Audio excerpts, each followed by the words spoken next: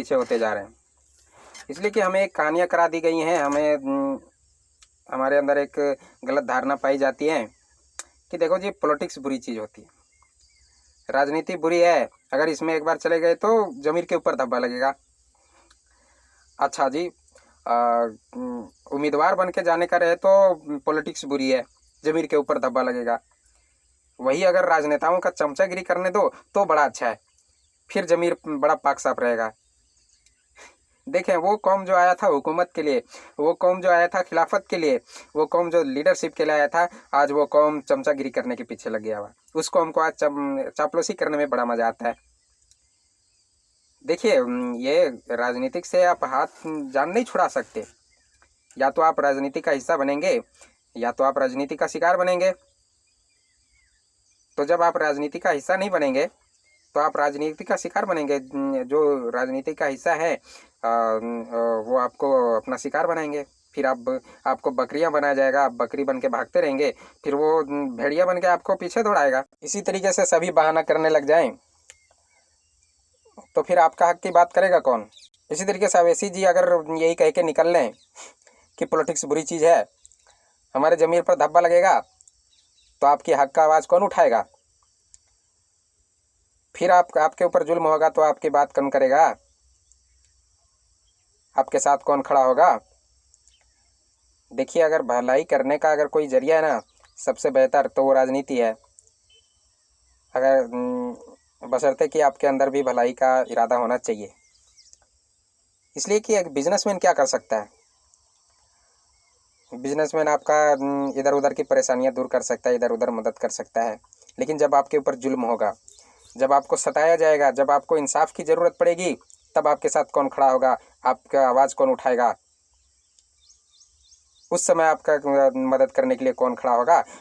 कोई बिजनेसमैन जाएगा पार्लियामेंट के अंदर या कोई बॉलीवुड सुपरस्टार चला जाएगा? उस समय तो आपको किसी पॉलिटिशियन की ही ज़रूरत पड़ेगी, उस समय किसी उम्मीदवार की ज़रूरत पड़ेगी, उस समय एमपी एमएलए की ज़रूरत पड़ेगा। तो जब आप एमपी नहीं बनेंगे, जब आप एमएलए नहीं बनेंगे, जब आप उम्मीदवार राजनीति में जाएंगे नहीं, तो फिर बताएं मजलूमों का क्या होगा? फिर आपका हक का आवाज़ कौन उठाएगा? ज़मीर पर धब्बा लगेगा। अरे क्या करोगे ऐसे ज़मीर का? अचार बनाओगे? जब आपसे जीने का आपका हक छीन लिया जाएगा तो ऐसे ज़मीर को रख करके क्या अचार बनाओगे? ज़मीर पर धब्बा लगेगा। और ये एक ज़मीर पर धब्बा क्या लगेगा यार?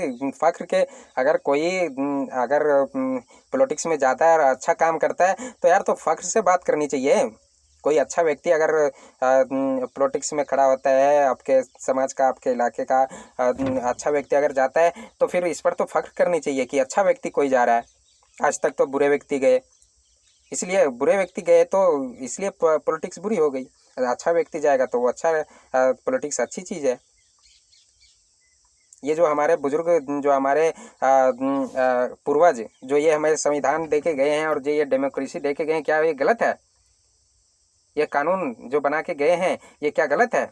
गलत नहीं है।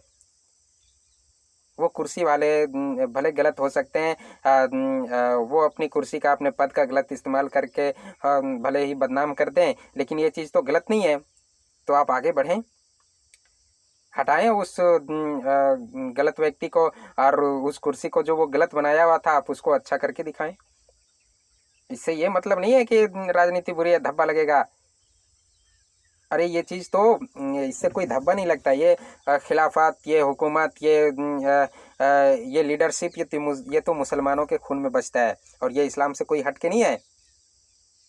ये हमारा डेमोक्रेसी, ये जो हमारा संविधान जो चल रहा है, जो कानून जो पूर्वज हमारे बना के गए, ये इस्लाम का हिस्सा में से है।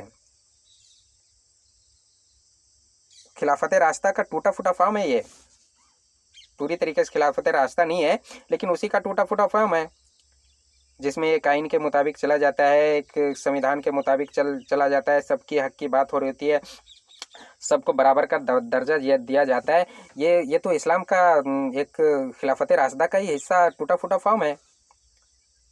तो आप इसको गलत कैसे मानते हैं? और ये इसमें जाने से या तो इसमें पार्टिसिपेट करने से आपके ऊपर आपका ज़मीर के ऊपर धब्बा कैसे लग जाएगा?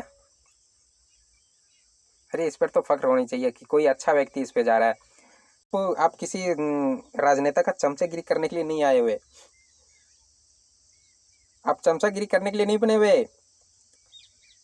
आप हुकूमत के लिए बने हुए, आप लीडरशिप के लिए बने हुए, आप चापलूसी करने के लिए नहीं बने हुए। तो आप आज जो पिछले जो दिन गुजरे हुए, खास करके 6-7 महीने जो गुजरा हुआ है, देख करके आपको पता चल जानी चाहिए कि यार हम लोग किस धारणा को लेकर के चल रहे हैं और किस ख्वाब के अंदर सोए हुए, किस ख्वाब को देख देख के सोए हुए हैं। आपको तो समझ में आ जानी चाहिए थी। जब वक्त है तब आप संभलोगे नहीं, बाद में निकलोगे आंदोलन करने के लिए, बाद में जलसों के अंदर चिल्लाओगे, तो उससे क्या होने वाला है? बहुत सारे लोग चिल्लाते चिल्लाते थक गए, कुछ नहीं होने वाला है। पावर में आइए, पार्लियामेंट में जाके पार्लियामेंट को हिलाइए। ये जलसों में जाके कुर्सियां हिलाने से कुछ नहीं होने वाला है, बेहतर है कि पार्लियामेंट को जाके हिलाएं, तब कमाल की बात है। आपको पावर में आना पड़ेगा।